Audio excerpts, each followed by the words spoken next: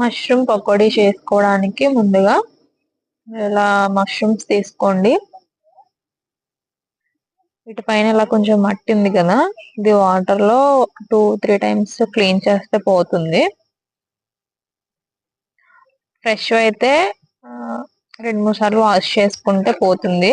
అలానే మీరు తెచ్చి ఒక 4-5 డేస్ అయ్యింది అంటే పైన ఉన్న పొర తీసేసి శుభ్రంగా వాష్ చేసుకొని కట్ చేసుకోవడమే. ఇలా ఉన్నాయి కదా, వీటిని ఒక్కొక్కటిగా క్లీన్ చేసుకోవాలి. ఫస్ట్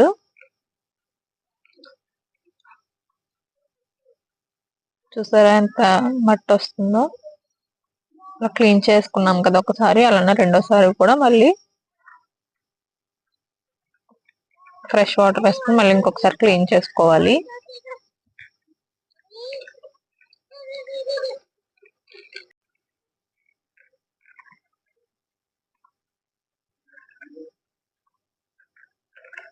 ఇలా రెండోసారి కూడా వాష్ చేసుకొని ఒక ప్లేట్ లో తీసుకొని పెట్టుకోండి.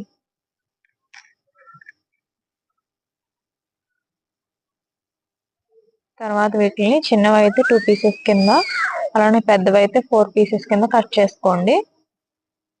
మరి చిన్నవి అయితే అంత బాగోదు కాబట్టి బాగా చిన్నవి అయితే 2 పీసెస్, కొంచెం పెద్దవి అయితే 4 కానీ 6 కానీ కట్ చేసుకొని పెట్టుకోండి.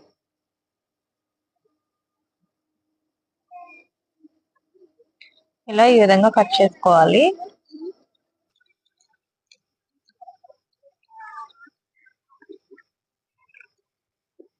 కట్ చేసుకొని వీటిని పక్కన పెట్టుకోండి. ప్లేట్ లో వేసుకొని వేరే గిన్నెలోని 1 టీ స్పూన్ అల్లం వెల్లుల్లి పేస్ట్, 1/2 టీ స్పూన్ కారం, రుచికి సరిపడా ఉప్పు,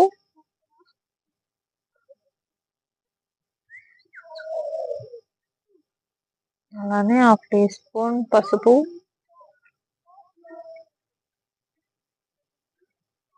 1/2 teaspoon garam masala, 1/2 teaspoon ధనియాల పొడి వేసుకొని మనం కట్ చేసిన మష్రూమ్ పీసెస్ వేసుకొని బాగా కలుపుకోండి. ఉప్పు, కారం, అల్లం వెల్లుల్లి పేస్ట్, పసుపు మొత్తం అంతా కలిసిలా బాగా కలుపుకోవాలి.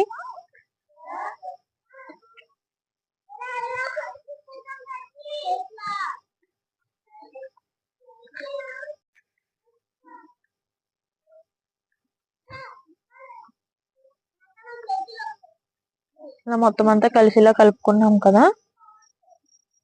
ఇందులోనే 2 టీ స్పూన్ల శనగపిండి, అలానే 2 టీ స్పూన్ల కార్న్ఫ్లోర్, 1 టీ స్పూన్ బియ్యపిండి వేసుకోండి. కార్న్ఫ్లోర్, బియ్యపిండి, శనగపిండి వేసుకుంటే చాలా టేస్టీగా ఉంటాయి, క్రిస్పీగా ఉంటాయి కాబట్టి తప్పనిసరిగా వేసుకోండి. వేసుకొని కొన్ని వాటర్ వేసుకొని ఫస్ట్ బాగా కలుపుకోండి. తర్వాత మరికొన్ని వాటర్ వేసుకొని అలా బాగా మిక్స్ చేసుకోవాలి.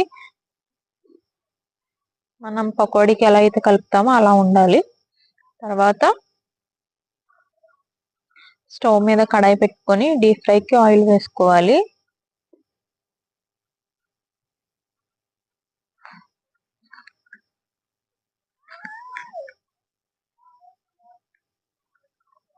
ఆయిల్ బాగా హీట్ అవ్వాలి, హై ఫ్లేమ్ లో పెట్టుకోండి.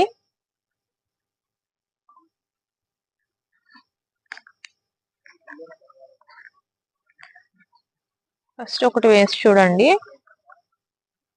కొంచెం ఫ్రై అయ్యింది అని అంటే మిగిలినవి కూడా వేసుకోండి కొంచెం కొంచెంగా.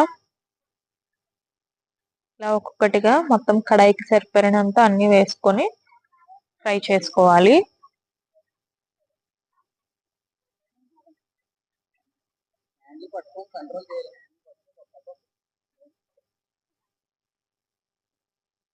మరి అంత ఎక్కువగా వేసేసుకోకండి, సరిగ్గా ఫ్రై అవ్వవు, కొన్ని కొన్నిగా వేసుకుంటూ ఫ్రై చేసుకోవాలి.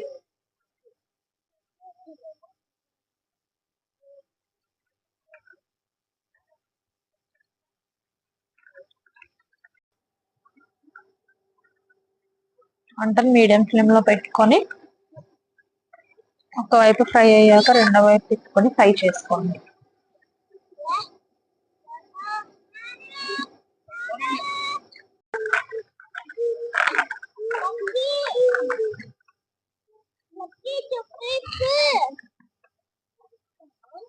ఇలా రెండు వైపులు ఫ్రై అయిపోయాక కలర్ వస్తే తీసేయండి.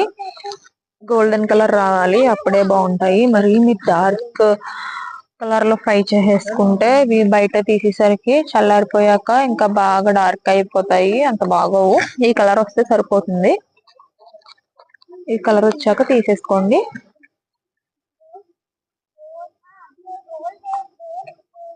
అలానే మళ్ళీ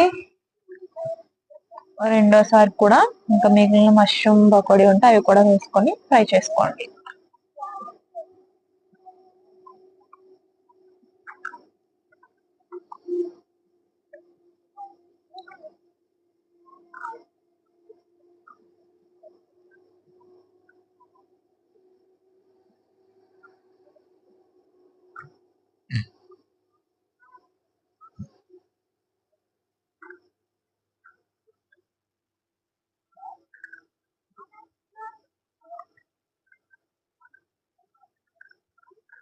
రెండోసారి కూడా వేసుకున్నాక ఒక వైపు ఫ్రై అయ్యాక రెండో వైపు కూడా టర్న్ చేసుకొని ఫ్రై చేసుకోండి.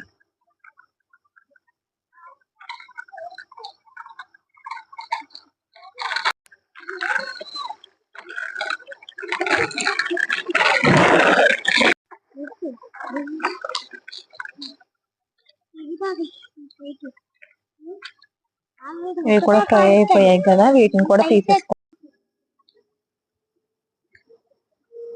ప్లేట్ లో తీసేసుకోండి. తర్వాత అదే ఆయిల్ లోని ఒక 3 రబ్బల కరివేపాకు తుంచుకొని వేసుకోండి. అలానే ఒక 10-15 జీడిపప్పుని కూడా వేసుకొని ఇలా డీప్ ఫ్రై చేసుకోండి. ఇవి కూడా ఇలా డీప్ ఫ్రై చేసుకోవాలి.